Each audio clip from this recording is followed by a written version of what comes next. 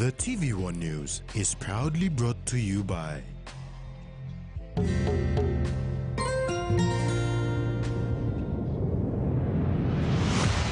BSP, our bank, our people.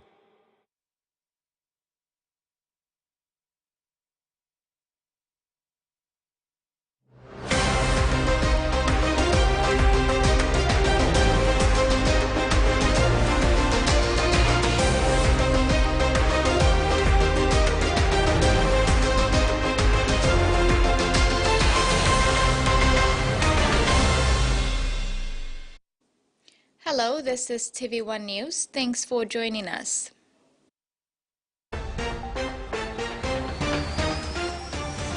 In this edition, timeframe set on SEZ projects, good turnout for School Rugby League, and Hekari ready for OFC Match 1.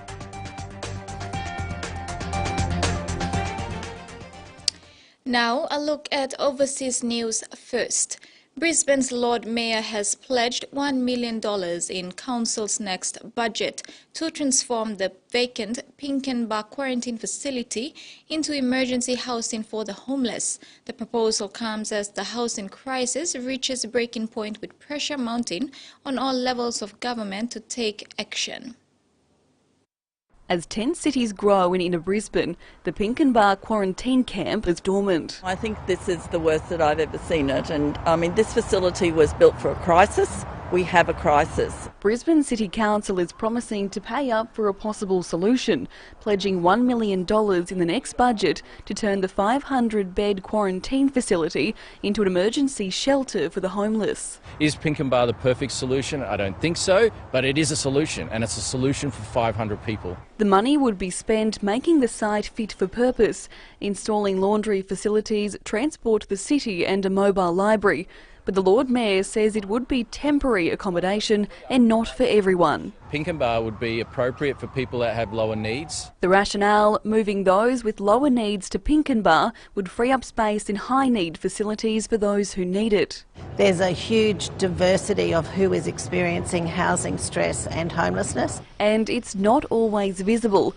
Janine Rees spent 5 months living in her sister's study with her 3 children, forced out of her family home due to domestic violence. I can't even begin to explain how difficult that is to have no home. We're seeing many women not leaving because they don't have a housing pathway or an income to be able to support themselves. The quarantine camp could act as that housing safety net, but not until the state government takes the proposal to its federal counterparts. Conversations have taken place and there will be some meetings in the next week. The federal government says it's prepared to work with the state and council on the proposal, but it hasn't received a formal request, despite the Lord Mayor flagging the idea nearly 300 days ago. 300 days means 300 nights that people have been sleeping in tents and cars. Nights about to get colder as winter approaches. A new program in regional South Australia is tapping on art to help people deal with trauma linked to family and domestic violence. The Unbroken program has brought together 22 women to create art and share their stories. This art class, everyone has their own domestic violence story. The significant sort of event for me was losing my little sister. She was 30 years old and we lost her to DV. My mother was in a domestic violence relationship with my father plus my stepfather, and then it ended up in death. The program taps into the healing properties of art to help those who have been affected by domestic violence. The process of creating and being around other women with a lived experience with this issue can be quite healing. Works are now on display and the group has produced an art book to accompany the program. The success of the Unbroken program in Whyalla has prompted organisers to look for other people to help. It would be great to expand into other regions across South Australia because we believe this model is very positive and has shown some great outcomes. It helps people that have gone through some type of domestic violence, either as an adult, a child or a family member. If we can heal those people, the next generation have a better chance of it not carrying through, you know, of the cycle not continuing. There's plenty of healing to be done, with statistics showing that on average 1 woman dies each week in Australia as a result of domestic violence. Working with plants and animals can have a positive impact on well-being. A church-led charity is using a chestnut farm to teach people about agriculture to improve their mental health. It's an early start at the Salt Church headquarters in Bomaderry, a small town a few kilometres north of Nowra on the New South Wales south coast. About 30 volunteers are heading to the Sassafras Nut Farm, half an hour out of town, to help with the harvest. Volunteer Shane Clark is eager to get started. So how are you feeling about harvest? Looking forward to it. Yeah? Yeah, I've heard so much about the buzz and that kind of stuff, so yeah, looking forward to getting in and getting the hands dirty again. Sally Campbell, counsellor and caseworker with the church's charity, is coordinating the trip for these first-time pickers. So my role here at the nut farm is every Wednesday at the moment. My husband and I bring the salt bus out with anyone that would like to participate in the day program. Sometimes we might have a full bus load, just depends on who'd like to come out for the day. Walnuts and chestnuts have been grown on the 48-hectare farm for more than 30 years.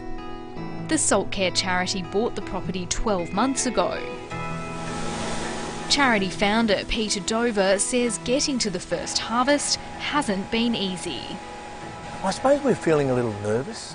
Last year was a washout because of the rain. All the processes are in place. We've got our new tractor, our new harvesting equipment, so everything's ready to go. Just waiting to see what will happen. After a drier summer, the trees are now looking much healthier. But the effects of last year's La Nina weather system are still being felt. We have Phytophthora, which is water-based disease in some of our trees, and that is definitely because we've had so much rain. But there's a little bit of blight in our walnuts, so that is an airborne disease, so it's a hit and miss. The trials and tribulations of learning to farm nuts are about more than a profit for this dedicated team. When the farm came on the market last year, the charity saw a unique opportunity to use agriculture to help people work through mental health issues. It's about having a farm that is sustainable, that is a working farm, that is worked by people that are struggling with mental health issues, that can come and work, create a harvest and heal. You're watching TV1 News. Stay tuned for more when we return.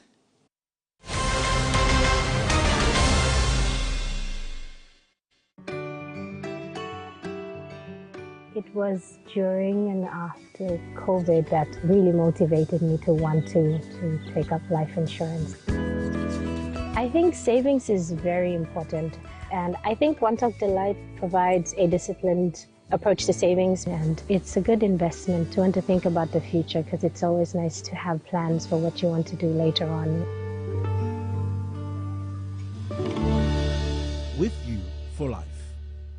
Whether we're playing sport, exercising for fitness, being active for work or play, just having some fun, or just chilling, there is one name we can count on that we know will keep us going strong. Skell Rice. Healthy, nutritious, delicious medium grain rice full of vitamins and minerals. Skell helps us maintain a healthy, active lifestyle so we can enjoy every day. Skell Rice. Skell Life.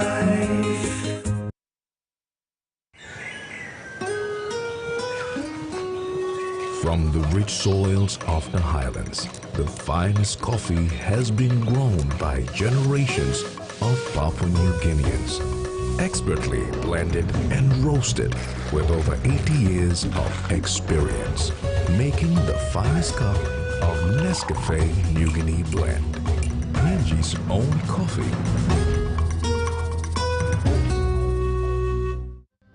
journey starts with you. We'll be there from the start, right through to your life's adventures. We'll ensure comfort and make your safety our priority. We'll take you to memorable moments, no matter where it begins. And we'll get you there like we've always done. The 4th generation coaster bus, more than just a bus.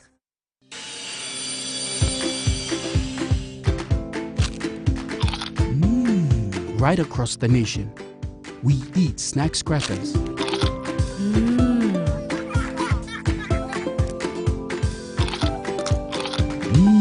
Emi Trupla. All get a young planalapun, only like him snacks crackers.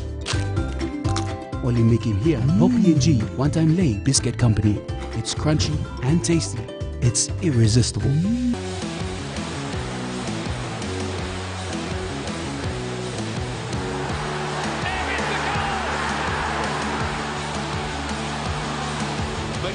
McNeil still!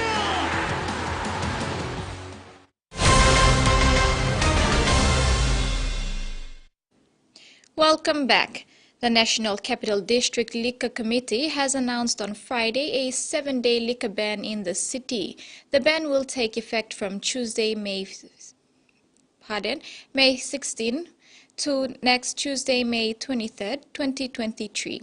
The temporary liquor ban is part of the wider operational plan in preparation for the world leaders' visit to the city for the 2-day meetings in the City Forum for India Pacific Islands Cooperation and the UN Pacific. City Manager Ravo Frank said only the hotels will be allowed to sell liquor during the ban period. He warned if anyone found breaching the ban will have his or her liquor license forfeited. He said the ban would help prevent any social and security issues. The UN Food and Agriculture Organization-led STRAIGHT program is partnering with PNG stakeholders to promote gender-sensitive and gender-responsive approaches for policy planning and programming in the agriculture sector. The FAO-led EU STRAIGHT PNG program recently teamed up with the National Department of Agriculture and Livestock to host a 3-day Inception workshop on developing a national policy on women in agriculture in Papua New Guinea. The participants discussed and brainstormed on what needs to be done to support and empower women in agriculture and formulate a national policy and implementation plan for women in agriculture in PNG. To overcome these issues, the agriculture sector needs a Women in Agriculture national policy that promotes a gender-sensitive and gender-responsive approach to planning and programming. Such a policy would ensure equal opportunities for both genders to gain access and control over productive resources and leading to better overall outcomes in agriculture development. Constraints such as inavailability or inaccess, little to no access to productive resources, financial resources, and so many other things, even in terms of security and all that. Women's contribution, their very huge contribution to agriculture has been overlooked and undervalued. So generally, when people don't understand what somebody or whoever contributes to anything, they generally set them aside. And this is a big loss for PNG. If you imagine that 25% of the GDP is contributed by agriculture and that women contribute 80 to 85% of that value, it invariably means that investing in this population will be a good incentive for increasing the outcome of agricultural practices in the country. A national symposium will be conducted to inform on the situation of PNG women in agriculture and the need for a WIA policy. The first policy draft is expected by the end of 2023. The bilateral relationship between the Republic of Korea and Papua New Guinea is very important. Prime Minister and Acting Foreign Affairs Minister James Marape said this was exemplified by trade between the two countries worth $1.8 billion or 6.33 billion kina in 2022, a massive 240% increase from 2021. Prime Minister and Acting Foreign Affairs Minister James Marape has confirmed that he would attend the first Korea Pacific Islands Summit in Seoul later this month to discuss issues of climate change as well as furthering bilateral relations. Marape said this after a high-level meeting with members of the Republic of Korea Assembly in Port Moresby last Friday, May 12, 2023. The national government is targeting to deliver 6 special economic zones this year, who must secure licenses from the SEZ Authority on merit, says the Ministry of International Trade and Investment. The timeframe set to roll out the project is by the end of 2023. The country's targeted special economic zones that are easy to accomplish and have been identified are Rigo Rice, which is being developed by KPHL, Lay Port SEZ being developed by PNG Ports, PMIZ in Medan, and the log processing SEZ in the Central Province, with the Central Limestone SEZ project also eyed. Minister for International Trade and Investment, Richard Maru, remains positive that the SEZ projects get priorities and requirements in place before operation. And now, the weather forecast for the next 24 hours.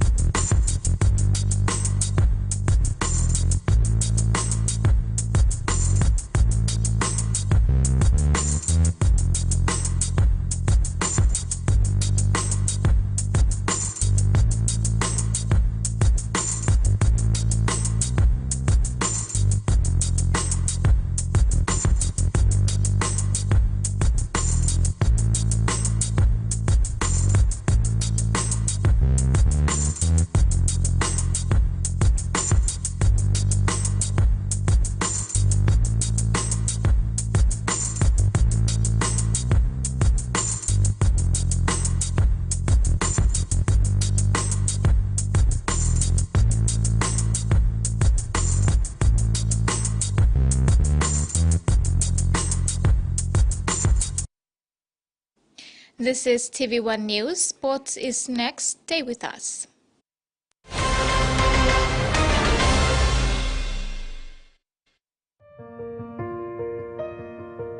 There's a sense of pride when you're able to do something right, a financial decision that has just really good benefits. With BSP Life Insurance, there's that alleviation of that worry when you pass away. The benefits of the BSP Life Insurance would meet those expenses on behalf of my family. If you're young and you have kids, you owe it to your children to make sure they're not left behind when you pass on. With you for life. He says the best Hunters players come from his region. So does she. But there's one thing that brings everyone together. SP Laga, Bunyamyumi. A true champion is measured by their courage, their determination, and their passion to never give up and to always keep trying. With a delicious Milo and milk taste and added nutrients, Milo and milk is a great way to fuel our little champions with nourishing energy every day. Because true champions give it their all. Milo, PNG and Mia. Prime PNG made. All One Talks adds some excitement to your festivities with the Flame Easter Bonanza. Win a slice of a whopping 300,000 kina by purchasing the Flame Family Bundle Pack, which includes rice, sugar, flour and vegetable oil, all in one go. Highlight these goodies on your receipt and scribble your full name and contact details on the back and pop it in the entry box in selected stores across PNG. Full fortnightly draws, 100 winners, 3,000 kina each. You don't want to miss out. This promotion ends on the 31st of May. Flame, strength and energy. Terms and conditions apply. Tired of sniffing, sneezing and congestion? Stop popping pills that don't help. Get essential vitamins found in nature through these supplements that are formulated to reduce the symptoms of common colds and flu. Boost your body's immunity with these supplements that provide a protective shield against nasal congestion, sneezing, mild bronchial cough, and sore throats. Walk into a city pharmacy and pick up a bottle of Nature's Way Garlic Plus C and Horseradish or the sugar-free Cenovus Sugarless Vitamin C tablets and say goodbye to sickness. Available at a city pharmacy near you.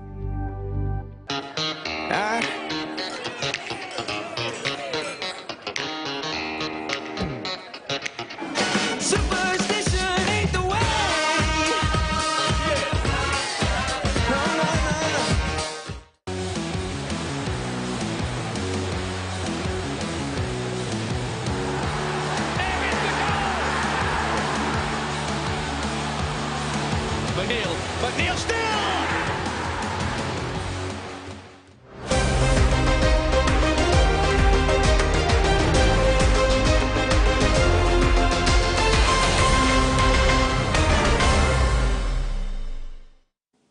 Welcome back. Auckland City FC recovered from a shock first-half deficit to beat Solomon Warriors FC 3-1 in the opening match of the OFC Champions League 2023 in Vanuatu. A red card 5 minutes into the second half for Solomon Warriors goalkeeper Timothy Mairasia for a foul in the box on Auckland City striker Angus Kilcolly changed the game. Auckland City captain Cam Hawaisen squandered a golden opportunity to level the scores in the 19th minute.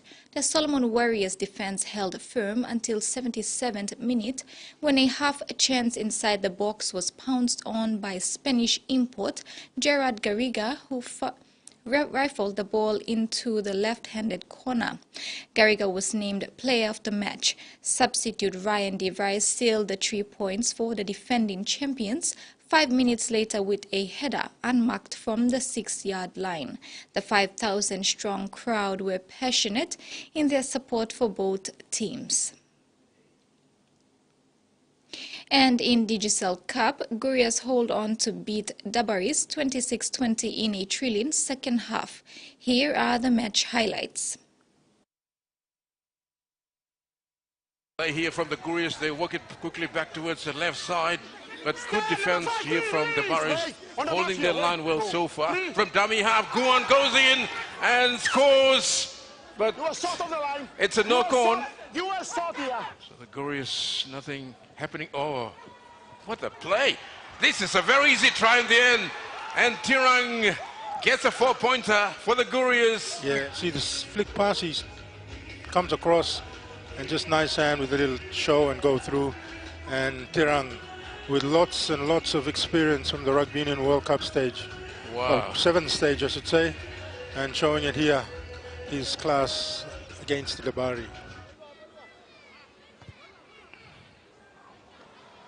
Oh, just missed it. Oh, nice hit there. What a shot, number 12. So they come back now towards the short side. Aguru just grinding his way forward from dummy half. Huawei is very dangerous and is claiming a try. Top to plate. Oh, what a pass. Here's Lotte from broken place, tapping, jinking, the grubber. Oh, Benjamin, my goodness. Stop for him. That's a miracle try. Just casually, too casual. There's nothing happening, nothing at all. Lotte Kuman, you're a magic man. Nothing happening, he threads it through. over the fast finishing the Barras this afternoon. And before we go, Prime Minister James Marape says Papua New Guinea is ready to host Indian Prime Minister Narendra Modi from May 21 to 22. He said this after a high-level meeting with Indian High Commissioner to PNG, Imbasika Sundaramurthy, and Chief Liaison Officer Viswas Sabkal last Friday, May 12, to discuss preparations for the visit. Indian Prime Minister Narendra Modi will be given a red carpet welcome with a 19-gun salute when his plane lands in Port Moresby on the evening of May 21st. He will then meet with members of the Indian community in Port Moresby. On Monday, May 22nd, he will go to the Government House to pay a courtesy call to Governor-General Grand Chief Sir Bob Dadai. After that, PM Modi will have a bilateral meeting with Prime Minister James Marape before meeting with the Pacific leaders at the Forum for India-Pacific Islands Cooperation Summit. PM Modi will have another meeting and then depart. The National Executive Council has endorsed possible deliverables to be formalized when Modi visits.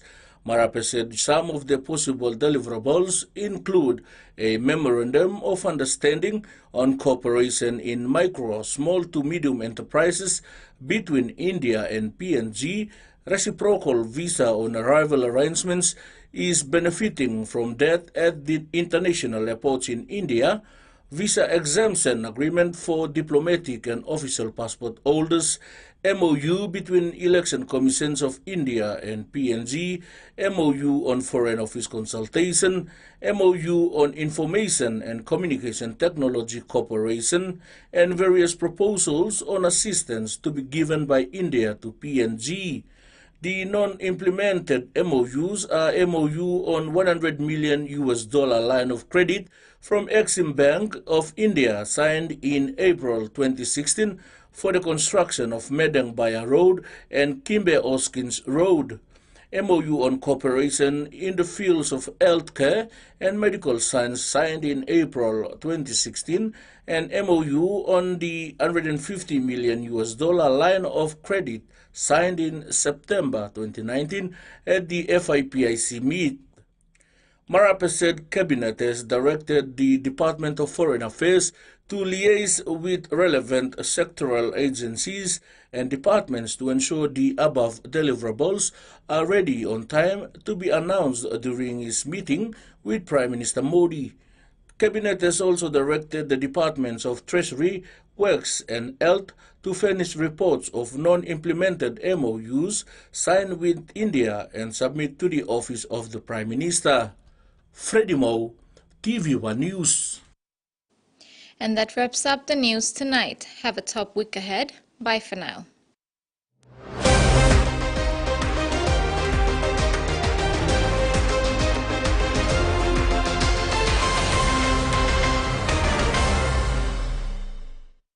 The TVWAN News was proudly brought to you by